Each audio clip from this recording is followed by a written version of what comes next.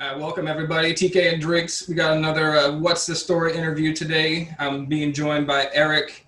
I believe it's Depradine? Depradine. Depradine. Eric Depradine from Zydeco Meadery there in Kansas. And how are you doing today, Eric? I am well. Well, How thank about you. yourself? I'm doing as well as can be expected in this ridiculously humid summer we're having here in Phoenix.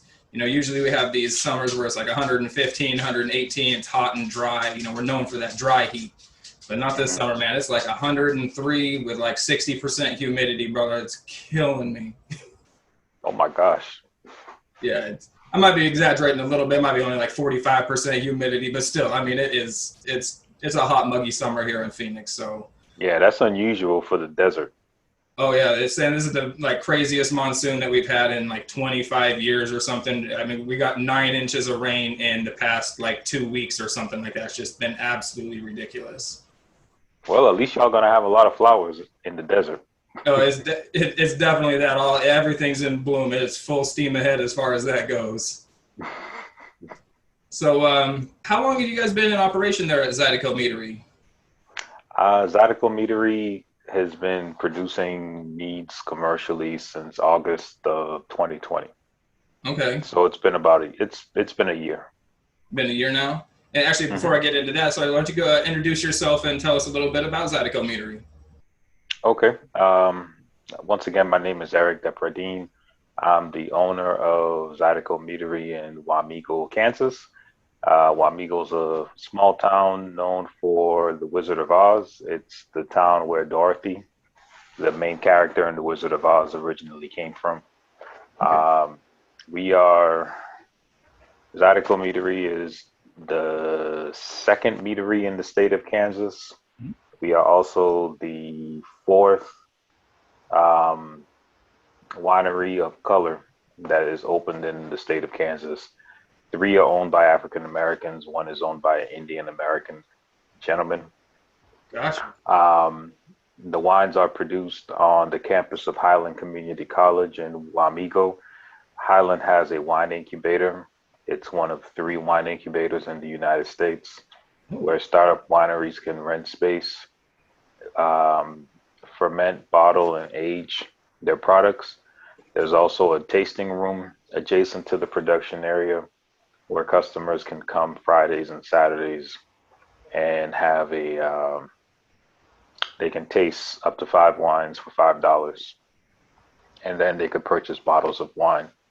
And we also have um, musical events at the winery, weather permitting, twice a month.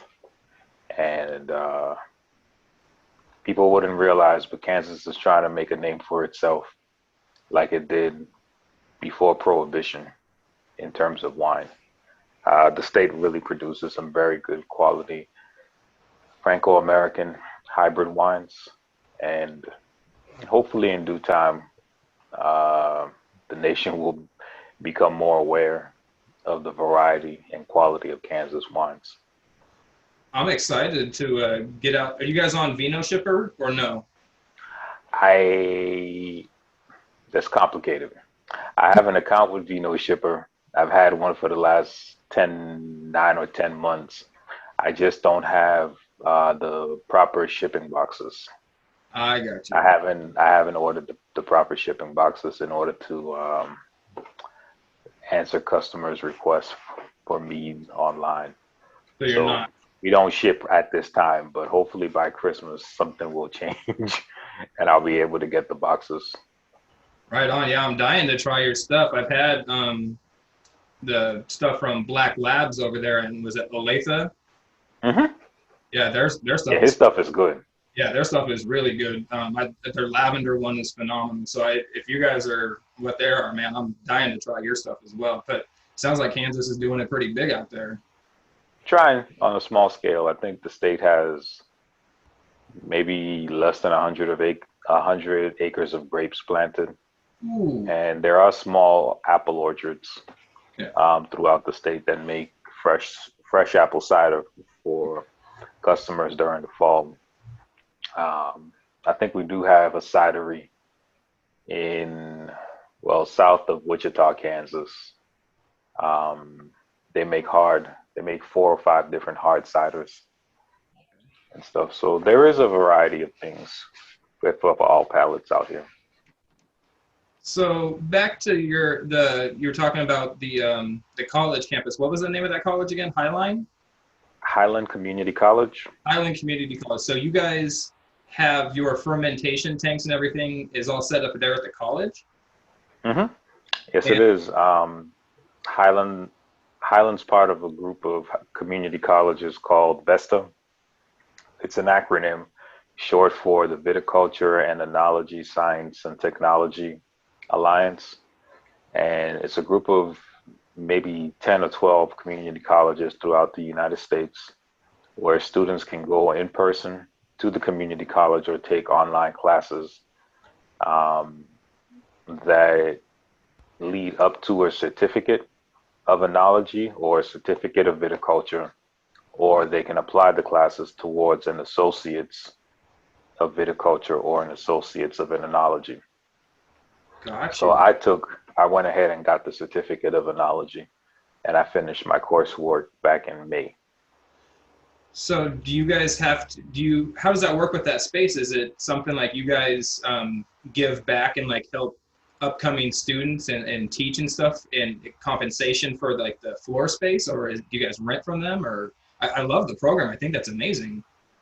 Well, each winery,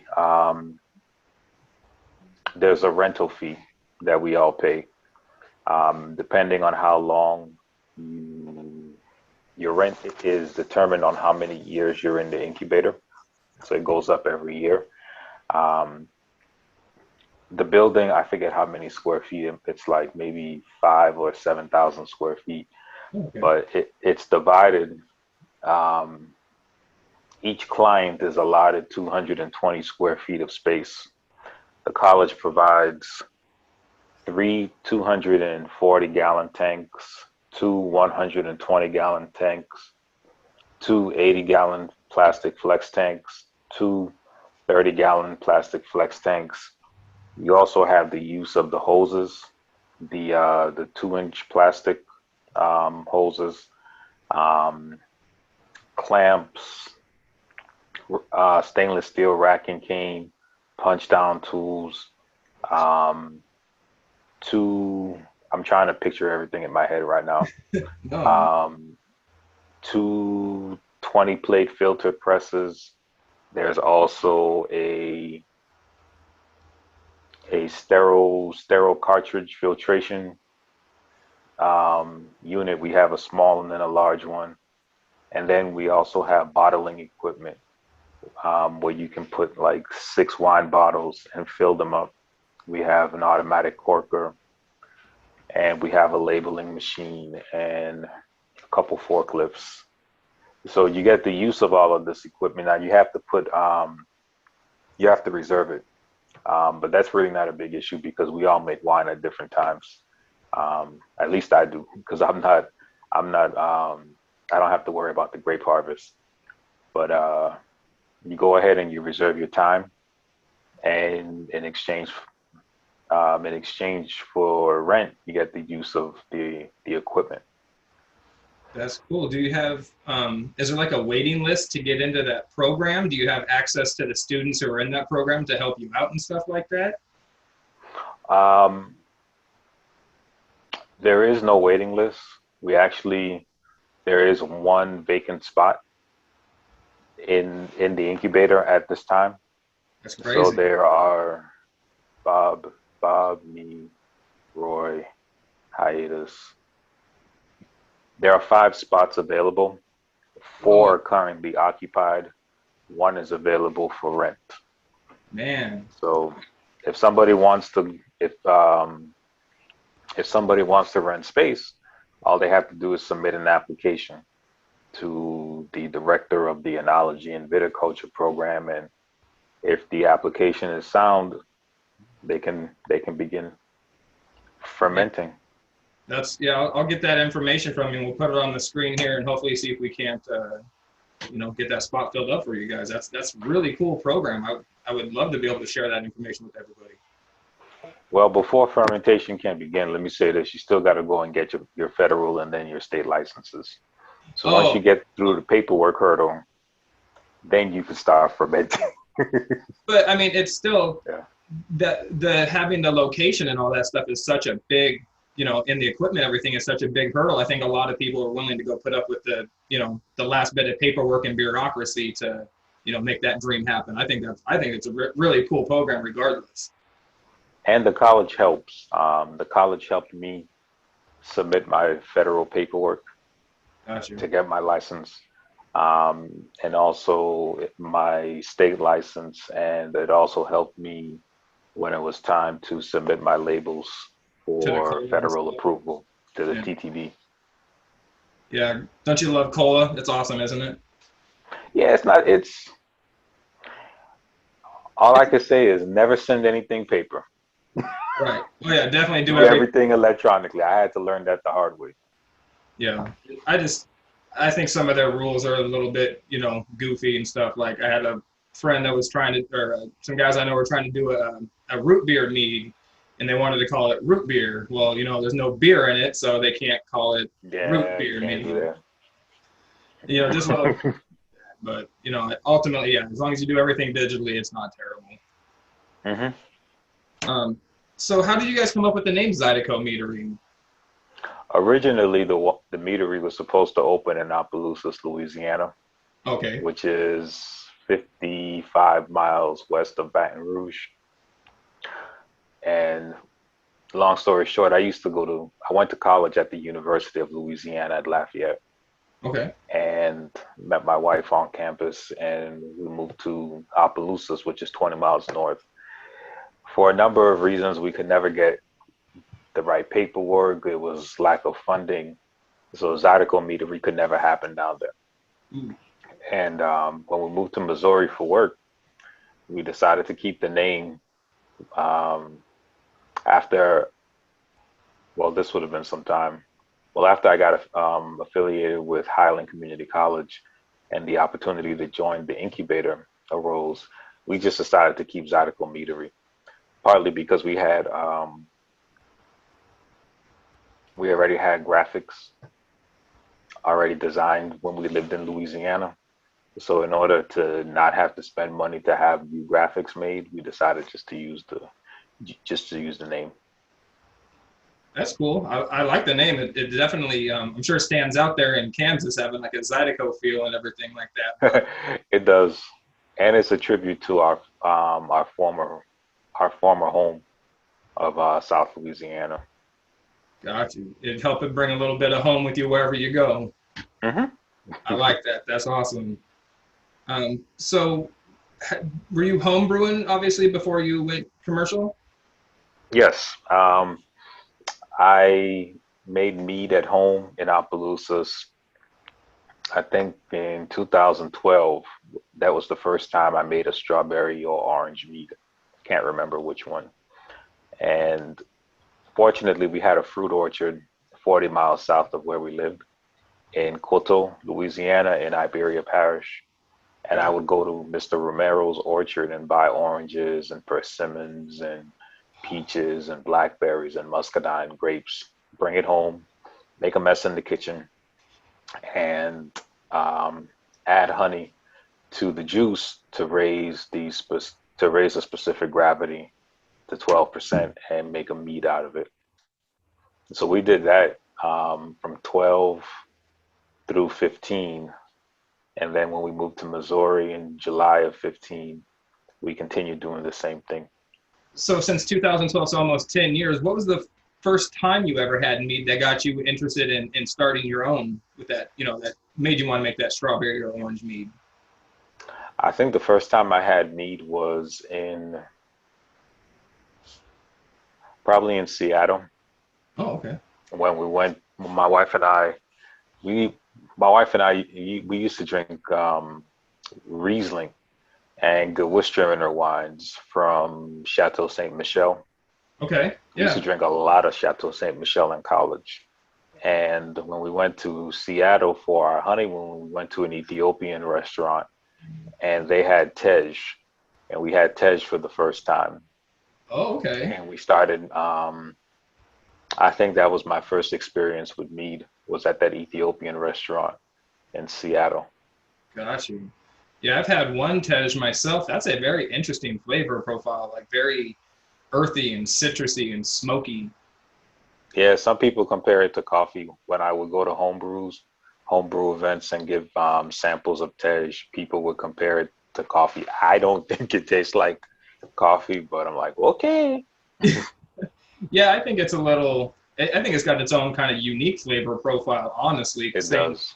coffee like isn't doing it any justice. But I like it regardless. I want to try more from as many places as I can. It's cool that you actually got to try it from an Ethiopian place. But I'm sure it was some sort of either family recipe or something like that. A lot of Ethiopian restaurants make tej.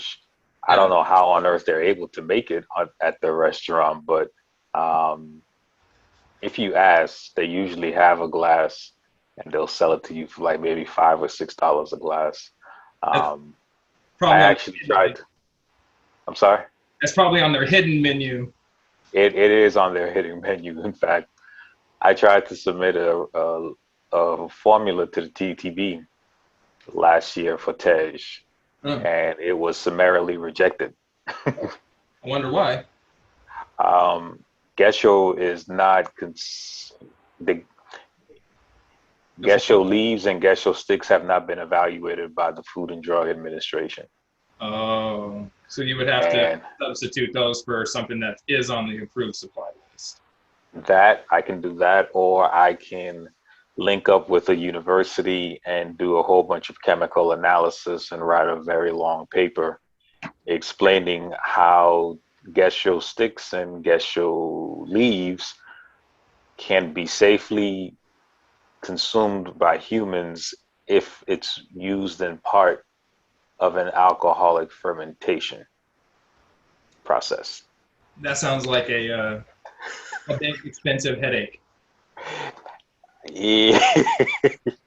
I Yeah. started to I had contact with the American Meat Association for a little assistance, but since I'm not a member of it yet, there was only so much information that they could provide to non-members, and Mhm. I've been busy.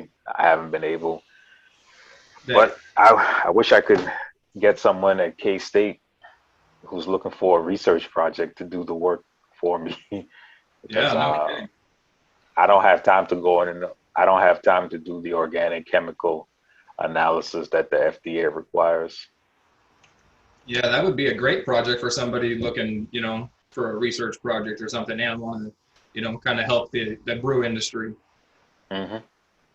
Um, so what is your favorite mead of yours that you've made over the years? Maybe it's not commercially available, but you got to have one that stands out as, maybe not your favorite, but one that kind of just stands out amongst the rest. I would have to say the hibiscus mead that Ooh, I make. It's I take my grandmother's recipe for her non-alcoholic hibiscus beverage, gotcha. and we substitute the cane sugar for honey and ferment it, and then we back sweeten it. Um, that is a troublesome mead to make, Okay. very troublesome because hibiscus is very acidic Ooh, once it once it is rehydrated. The pH is below 3, I was going to say, is it and the probably down to 3 or lower? it's about 2.75, 2.8. Um, After it ferments, the fermentation goes up to like 3.15, 3.2.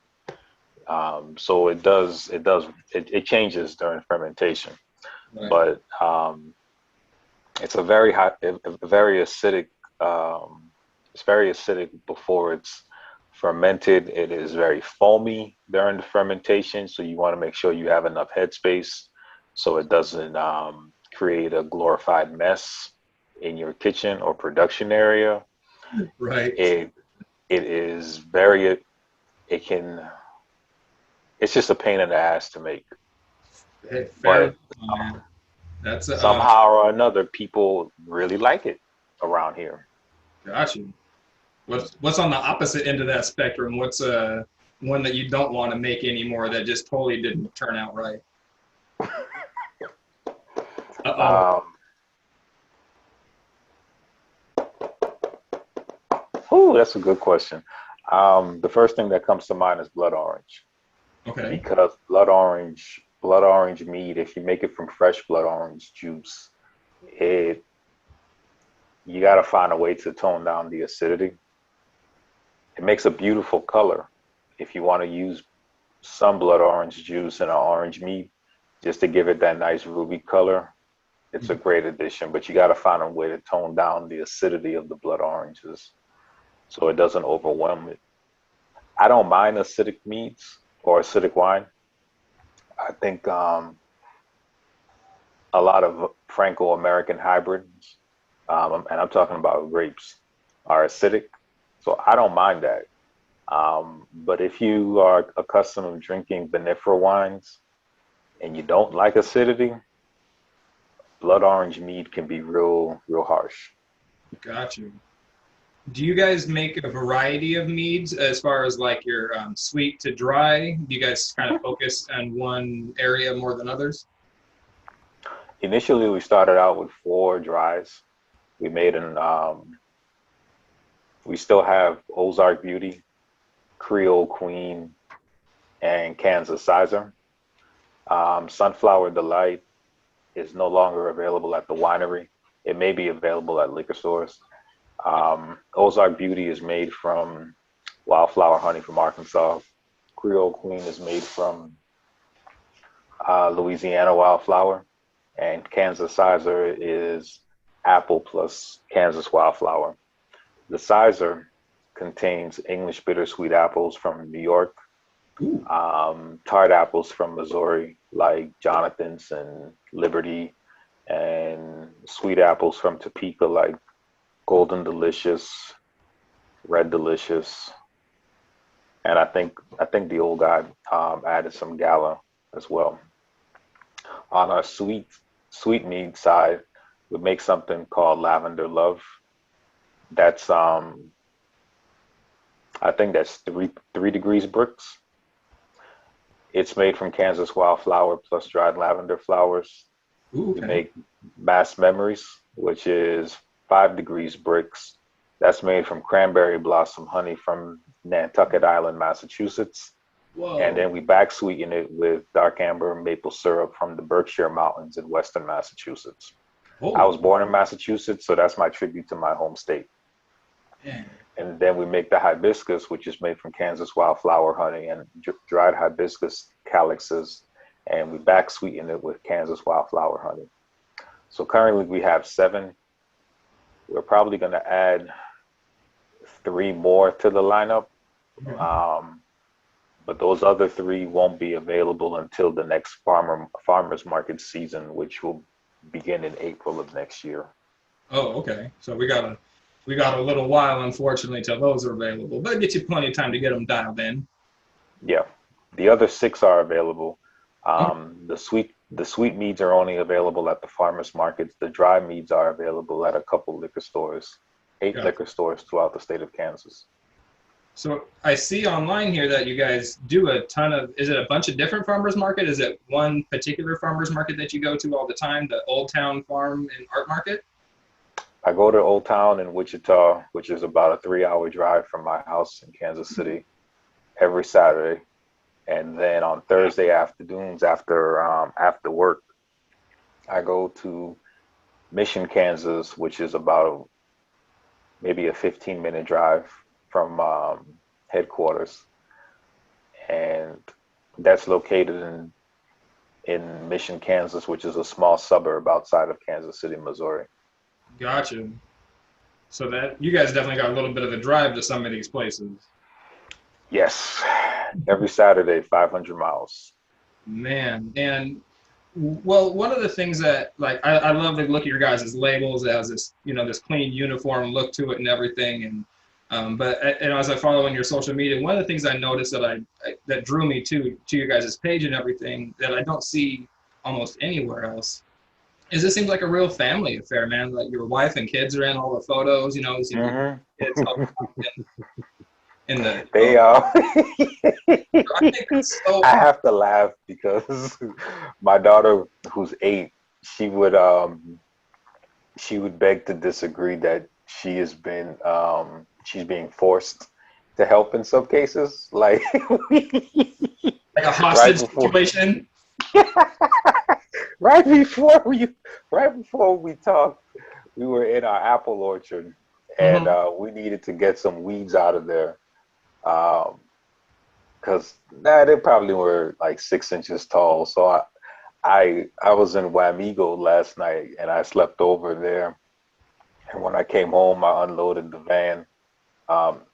the truck, excuse me, and told my daughter to go put some basketball shorts on and her rubber boots and let's go outside and go Yeah. work in the orchard. And yeah, she wasn't too happy. My wife says my daughter, she can't cuss right now, but when she turns 17, oh yeah, she gonna be using some choice words for me because she did not want to go out there and deal with those weeds between the sunflowers. My son, he's like, look, let's just get this over with so I can go back and play Xbox, Right. and he'll leave me alone for the rest of the day. Are they learning while they're out there? I mean, begrudgingly, if anything else, but they seem to be like, They oh, are. they're smiling and having a good time. Uh, they For the do have a good time. I have to bribe them with food. When they come to Wichita with me, I usually ask them, look, what restaurant do you want to go to? And they know what restaurants in Wichita they want to go or what style of food they want. So they know that's one form of payment. Um, they also know when they go to the farmer's market, they can also get, there's a popcorn guy and he sells like this huge $6 bag of kettle corn that uh, my kids consume within 48 hours of me bringing it home. So I do bribe my children with food and stuff. So Gotcha. and they also pick up. They can do a basic description of all of the meads. Nice. They see how much work is involved in this because I'll never forget this. My son got frustrated because someone complained about the price. Our meads are $17 to $19 at the farmers markets. That's a good And Zach, price. I know most people don't realize it, especially on the Atlantic coast, mead in a 750 milliliter bottle is 25 to $30 in some cases. Starting price. Starting price, yes. Yeah. Um, and he's like, I don't understand why some people complain about the price because they don't realize how far we travel to buy honey. We buy Oh, honey. My kids and I will travel to visit my in-laws in Louisiana. We'll buy honey in Louisiana and we'll buy honey in Arkansas on the way. When we go to Massachusetts to visit my mom and my grandmother, we buy honey in Massachusetts and we buy most of our wine bottles and demijohns and cartridge filters in Connecticut, in Hartford. So we're always picking up supplies whenever we travel across the United States. And it makes sense for us to do that because we're such a small operation. If we had to pay for shipping costs, it would be astronomical. I don't think we would be able to survive. So, well, you can't tell me that going on the Cannonball Run every other month is cheap either. well, no, what we do is we buy large quantities of supplies at one time, Sure. and we have a trailer that we put on the back of our truck, Mhm. and we just go and get our honey and our winery supplies and bring it back to Kansas. And Nice. we just do that maybe in at least in one direction once a year and stuff. And you said So you it's a lot of work. and you said you guys have your own orchard out there? We do. We live on 3.25 acres within the city limits of Kansas City, and we planted 29 cider apple trees. Ooh, nice. Um, they range from bittersweet to bitter sharp, sharp apples, and some sweet apples from North Carolina. They're all different cultivars. Okay. And we planted, excuse me, I think 17 last year and maybe I forget how many this year. One of the trees died, the Madam Muskie from North Carolina, so we got to replace it next year. But Dang. I think we may be the only operation in Missouri and Kansas that has such a variety of cider apples. So we would like to have. Well, let me back up. Our orchard is only 0.75 acres, so it's nothing large. The rest of the property is forested. So we have goats that keep it clean for us, and we have a horse that's an inefficient lawnmower, but you gotta love it. So That's funny. we'd like to rent property from my neighbors or buy another piece of property close by to the house where we can expand our apple operation. Gotcha. We'll see we'll see what the future lies. 'Cause you can always find grapes in this area because Missouri and Kansas grow so much, well, more so Missouri. But if you're looking for grapes to make wine, there's plenty. There's plenty in this area. So being so new and stuff, you guys probably don't have like a bottle club or anything like that? No, not yet. How long can you stay at the co-op where you're at, or at the college? Is it like, do you guys have like a defined amount of time? You said rent's going to go up every year the longer you stay there. We would like to leave. Not because we have any issues with the director or anything. He's been great. Scott and Candy and Nicole are awesome. It's the drive is a big deal for us because it's 99 miles away from our house. So it's a 2-hour commute. I think Scott said he estimates some wineries will stay there at least 5 years. We have a gentleman who's been there for 2 years, I think 2 years this month. He is going to start fermenting and bottling at his farm in Osage County next month. So he's moving out by the end of August. Gotcha. Wow. We'd like to find someplace closer to Kansas City, Missouri.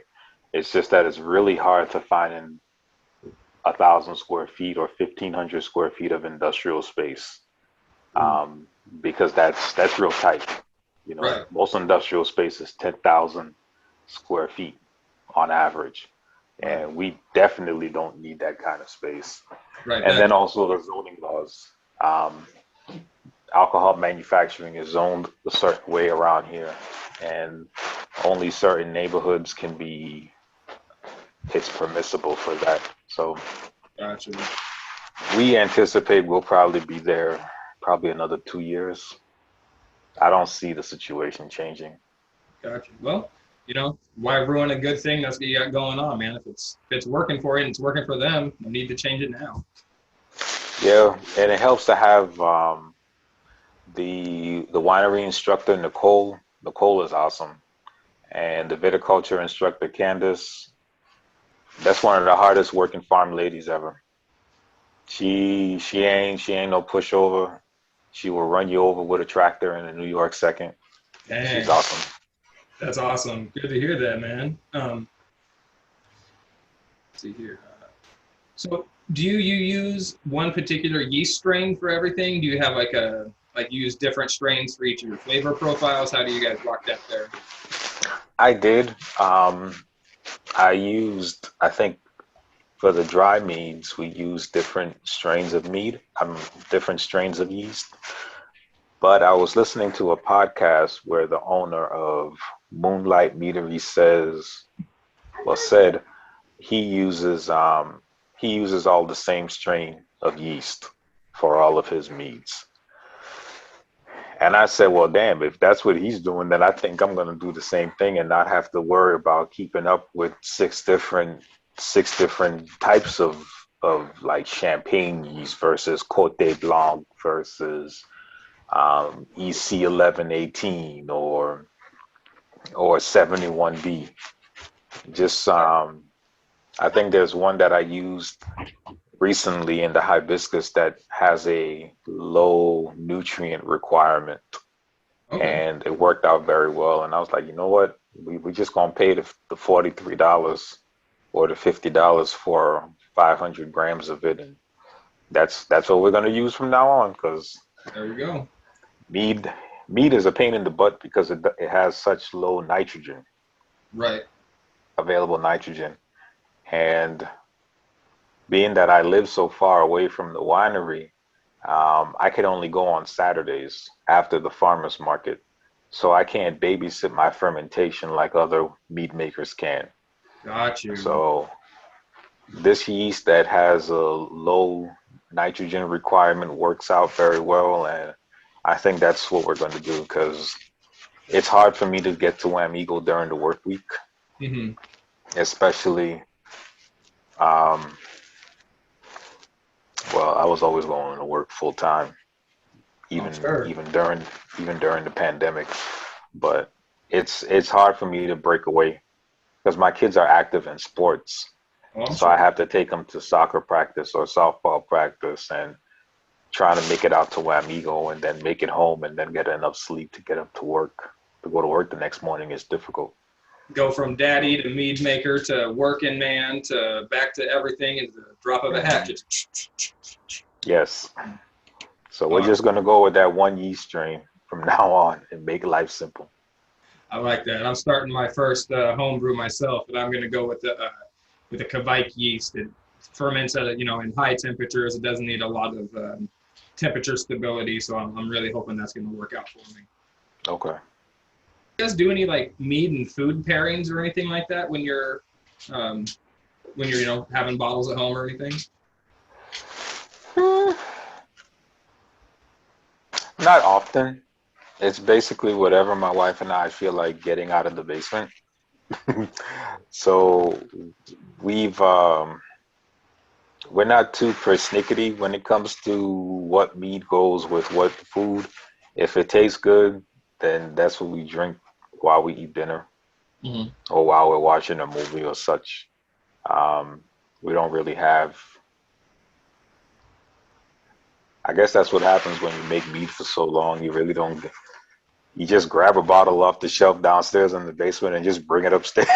You know? This is this is what we're having tonight. Take it All away. right, fine, no problem. Right? I like that. That's a good method, man. It's quick. It's simple. It gets the meat down. I'm on board with that.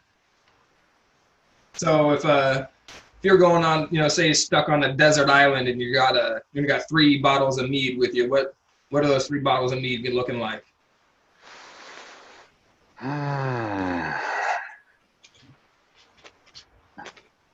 That is a very, very, very good question. For some reason, I'm thinking brands for, I can't think of any particular flavors, but there was one, I think it was a cranberry, it was a maple mead Ooh, from Sap House Meadery in New Hampshire. yeah. And this lady down in Oklahoma, I think she's one of the only wineries that makes mead. Her stuff is pretty good too. Nice. Um, I think her winery is located right off of Interstate 44 in Oklahoma, between In Oklahoma City. Tulsa and Oklahoma City, I think. And what's the third bottle? Probably Martin Brothers out in Missouri. I think they're Heard lots located of good out in things. Herman. I think they're outside of Herman or in Herman, Missouri. Yeah, I've heard good things about Martin Brothers. Hmm. Yeah, they make a really good, clean meat. It's on point. So if you had the option or the opportunity, like to go to any meadery either in the country or in the world or anything, all expenses paid trip to this meadery, where are you choosing? I probably will go to the meadery owned by Ken Schramm. Yeah. I can't. I think that's how you Graham. say his last name. Yeah, Ken Um, up there in Michigan. yeah, Yeah. I probably would go out there if I could. Just probably do like a little 2-week internship and just observe and see how he does things and take mental notes. I think I would do that if I had the opportunity. Did you ever read the Complete Mead Maker, his book that he wrote? Mm-hmm. That was my first literary introduction to mead. I think I bought that book either the summer of 12 or the summer of 13. Got you. And it really helped stabilize and kind of cement your path there in the mead world. It did. I relied on that book for a number of years, and it also helped it gave me a good basic foundation into alcoholic fermentation. And then when I went through the Vesta program, it helped reinforce what I had learned through his book. Got you. That's good to have an already like a rudimentary understanding when you're heading into that program, so you kind of, don't feel like you're already behind the gun, so to speak. Mm-hmm. I like that. If you could do like a collab with any meadery, or have you guys done any collabs with any other, either in meaderies or, production collabs or anything like that? No, I haven't. Would you be interested in that if somebody reached out to you, or if you could reach out to somebody, who would you be interested in doing a collab with? Probably not at this time, because it's so, well, Kansas has funny alcohol laws. Okay. So trying to do something like that and outside of my work area in Wamego, yeah. I got you. They don't have the folks that do licensing in Kansas they don't have very good imaginations. That would be a little bit difficult, trying to get somebody who works in an office in Topeka to understand what the goal is. And being that I live in Missouri, which I'm like 8 miles away from the border. Gotcha. But people don't realize how geography screws with a lot of people in this region. Because you got to pay, our lives. My family's life is split between 2 states. We probably spend 4 days in Missouri and then 3 days in Kansas every week, and because the city is bifurcated by Kansas and Missouri. Geography is not our friend. That's got to be brutal to deal with. I'm sure the kids hate that for their school situation. Well, they go to school in Missouri, but all of our markets and winery, our business is located in Kansas. So from Friday evening through Saturday afternoon or Sunday afternoon, we're in Kansas or driving to Kansas to do business. Man. Then we drive back to Missouri. So unless you live in this region, it's hard for people to understand, because when my relatives come in from Massachusetts, we'll go grocery shopping in Kansas. Right. But we live in Missouri. And like, why are you crossing the state border to go grocery shopping? Because we like the grocery stores over there. So we're going. Yeah, see, and my wife used to live in Vermont for a while, but they used to go shopping over in New Hampshire because there's no sales tax. Yeah, thank you. In Massachusetts, people go to New Hampshire to go buy alcohol and tobacco illegally and bring it back across the border. Right. And we're not going to say what they do with it once they get back into Massachusetts. But yes, yeah. So I would think that they would, they would understand the situation. Sometimes you got to. Yeah, it's more extreme over here, though. It's more extreme. Like, you might cross that state line maybe 3 or 4 times a day. Oh, yeah, that's some. Yeah. Man. Yeah, it's real. No, I'm putting it out into the universe. I'd love to see a Black Lab Zydeco collab sometime in the future. You know what I mean? We'll see. See, is there anybody, you said mentioned Ken Tram's name, is there anybody else like commercially that you would try prior to starting your own, that would you would say like influenced you in to doing homebrew, or influenced you into going commercial?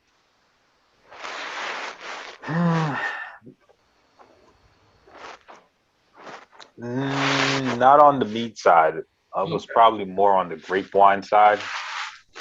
There was, I think the name of the place is called Tara Vineyard, outside of Dallas, somewhere in, I forget the name of the town, but it's in the Texas Piney Woods. And we had a very good discussion with him many years ago. And he said, look, man, there's never a good time to start a winery. You just got to go out there and start it.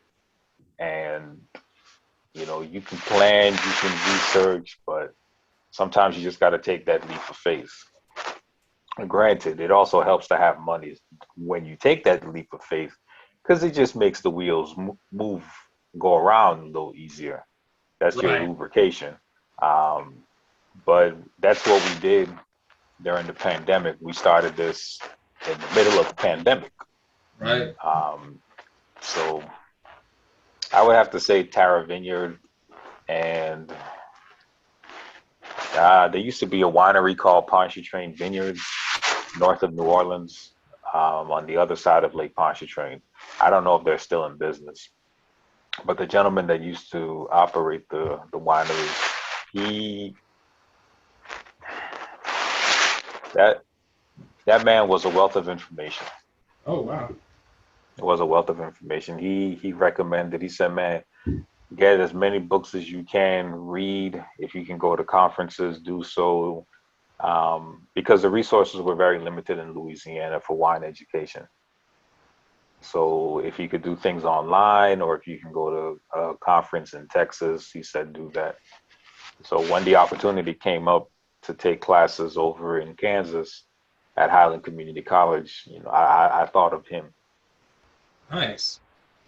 That's very cool that there had somebody that was that influential, and, you know, that was giving you that type of wisdom and knowledge to be able to, you know, help further your dream. That's very cool when people can see that in somebody else and want to help them aspire to be their best self.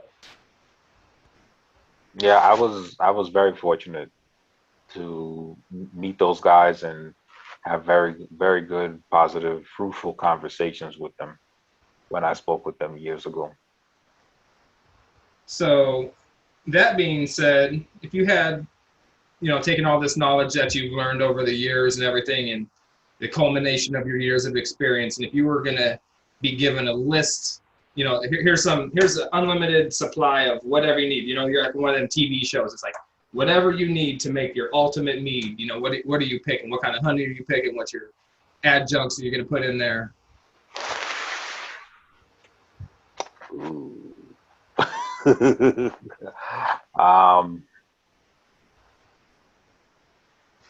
For some reason, I've wanted to make the ports. I would like to make a port style mead, or a sherry style mead. Yeah. Using the Solera system that is used in Spain and in Portugal to a lesser degree. If I had money for the used oak barrels, I don't think it would make a difference what honey I used, because of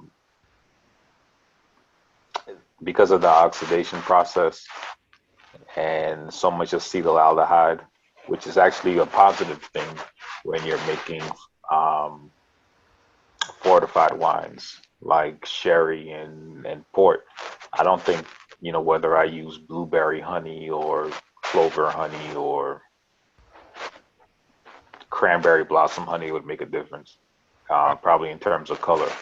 But yeah, if I had the ability to do that, and I had the space and the money for used oak barrels, I would probably start a Solera system and try to have fortified meats. Yeah, with your guys is only having, what'd you say, 225 square feet of space, you probably don't have room for a barrel aging. No, I haven't taken any recent photographs of our workspace, but it's full, and it's full partly because we don't use the stainless steel tanks. We use the flex tanks because I don't make large batches. I think the largest batch I made was probably like 90 gallons. So the big stainless steel tanks that benefit the grape wine makers don't help me. They just take up space. Um, and I store a lot of wine in demijohns because it's easier for me to handle. And I can control the headspace to reduce oxidation issues. Gotcha. And we also use a lot more Tenco. No, yeah, it's manufactured by Tenco, but y'all may know it as Enomatic. The Enomatic bottle filler. Oh, And you can buy various filter cartridges that can be in line before the bottle filler. So we use a lot of that because it's easier for me to use than a filter press, because I lose too much wine when I use a filter press, since I'm only making between 40 and 60 gallons at a time. it'd be nice if you could move those giant tanks like out of your space if you weren't using them, instead of having to find a reason to, justify having them there. It would, but we don't have any room in the incubator to put them. We have storage outside, but storage is used for the vineyard supplies. So I just work around the tanks as best as I can. Work with what you got to work with. I'm sure you're getting a pretty decent deal on the rental fees as well, compared to, like you were saying, trying to find 1,500 square feet of industrial space. Yeah. So that's definitely nice. And you guys, do you back sweeten everything, or do you guys try to do some to target fermented sweetnesses, or is it back sweeten every time? For the varieties are bone dry. No honey is added back to it. 3 of the meads are back sweetened with either honey or maple syrup. Gotcha. I would prefer. I tried selling only dry mead. Mm-hmm. That does not go well in the Midwest. People like Kool-Aid around here. Right. Yeah. I don't think just solely dry meads are going to do well anywhere, unfortunately. There's so many people out there that are looking for those berry bombs and those heavy mellow mellows that, dry mead people almost have to be coaxed into, even trying, and then like, oh, hey, this is still good. Yeah, because when you try to get people to imagine the essence of honey from a specific geographic area, they're like, you want me to imagine the essence of honey without sugar? Right. I need sucrose. Honey, it doesn't work well. Yeah, it doesn't compute in a lot of people's brains. I do distribution here, and I have a peach one that's really dry, and it trips people out. It's like, it tastes like peach, but then it doesn't. I don't get it. Like, come on, man! It's a perceived sweetness. You gotta use your imagination a little bit here. Yes. So, you got coming up here on the hour and whatnot. So I got a few more questions if you got a little bit more time here. Okay. Yeah, I got some rapid fire questions. I call this my shut up TK. So I just hit you with the rapid fire questions and get some off the cuff answers. What's the first thing you think about in the morning when you get up? Going to work. Hot or cold? Cold. Do you like to use your turn signal? Yes, all the time. I don't like tickets. Cat person or dog person? Dog person. Dog person. You guys have any dogs there on the farm? Yep, we have an English Shepherd who is scared of goats.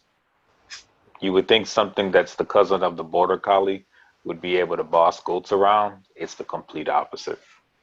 The goats boss him. That's hilarious. Pineapple belong on your pizza? Every now and then, if you're ordering just a slice. Toilet paper, over the front or under the back? Oh, no, it doesn't matter. Just as long as it's there. As long as it's there. What's the first mead that you ever just got like absolutely blitzed, trashed on? Oh, muscadine mead. I added way too much acid to it, and it was like a pucker bomb. It was. I added way too much tartaric acid. I don't know what on earth I was thinking of when I did that. What's your favorite Girl Scout cookie? Oh, the Samoas. Samoa, that's my favorite too. That seems to be everybody's favorite. Love that coconut, man. Yeah. Tacos or burgers? Oh, I need you to get more. Specific. Do the tacos come from Taco Bell, or the tacos come from like a mom and pop taco place? Oh, no. That's your choice, man. That's your definitely a mom and pop spot. You know, being Okay, here, yeah. I don't even go to Taco Bell. Okay. Yeah. If it's a mom and pop taqueria, then yes, I'll go to a mom and pop taqueria. Oh yeah, I'm going to the taqueria. It's got the mop bucket in the corner. They don't even bother putting it away. You know, all the writing's all faded all over everything. It's sunbleached. Yeah, no, that's the spot I'm going to. Yes. Favorite breakfast cereal? Cinnamon Toast Crunch. Yeah. If you could have any superpower, what would it be? Make myself invisible. Make myself invisible. What's the worst job you ever had? Working at CVS. Working at CVS as a cashier or something? Just Pharmacy technician. ooh, yeah, I'm sure that was a busy, hustling job there. Yeah, it was an interesting experience. Do you like to cook? All the time. All the time. Right on. My name's Eric, and if I wasn't a mead maker, I'd be a pharmacist. So I don't like it, but I'd do it if I wasn't a mead maker. I'd probably be a pharmacist. Right on, my man. Well, thank you for your time today. Let everybody know where they can find you on the social medias and follow you and all that jazz. If you're interested in Zydeco Meadery, we are at www.zydecomeadery.net and facebook.com/Zydeco Meadery. And if they want to find your products, where can they scope you guys out at physically and pick up some products? You can come to 456 Wineries in Wamego, Kansas, between Topeka and Manhattan. And there are also 8 liquor stores in Eastern Kansas and in Wichita where the products are available. Nice. And you guys hit up farmers markets every Saturday, right? Old Town Farmers Market in Wichita and the Mission Farmers Market in Johnson County, Kansas. Right on Thursdays. Yeah, so go scope them out on the Facebook page, give them a follow, everything like that. Zydeco Meadery is doing it big, trying to help put Kansas on the map. So thank you very much again, Eric, for being here today. I greatly appreciate your time on this Sunday. And I hope you guys, wish you the best and hope to try your stuff sooner than later. No problem. Have a great Sunday. You as well, my man. Peace. All right. Take care.